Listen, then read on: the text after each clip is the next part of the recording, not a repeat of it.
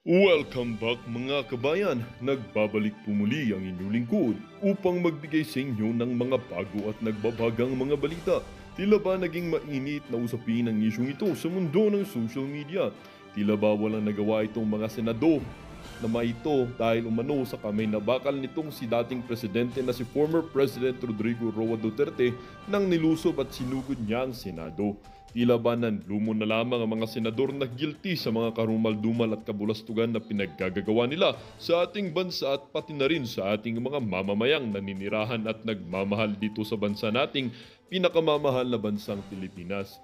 Presidente Kuting ng Norte at itong asawa niyang si Aas ng Malacanang na si Liza Tanasmags ay tila ba na timbog ang kanilang mga pinaggagawang kababalaghan sa loob ng Malacanang at mga plano nilang kahindik-hindik sa ating bansa. Kung hindi pa umano bumisita itong si dating presidente na si Tatay Digong ay hindi pa malalaman ang lahat ng mga ito at ang mga kanilang mga kabulustugan na pinaggagagawa.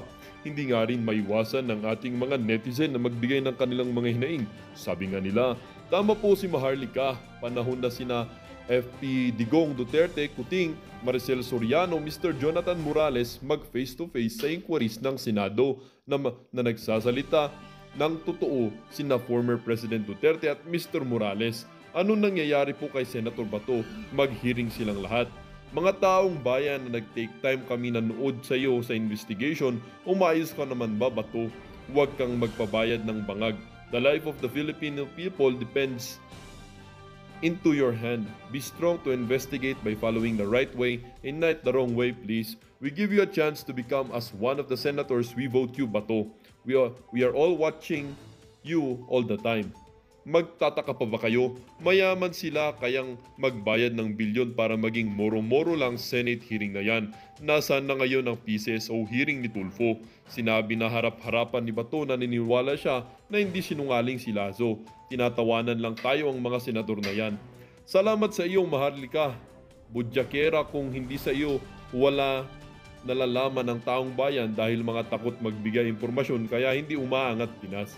Ngayon panahon na nagbubulgar na malalaman lahat ng katotohanan at katiwalian at sa hindi dapat mamuno kung hindi maayos ang pag-iisip. Hindi pwedeng mamuno ang walang mandato ng taong bayan.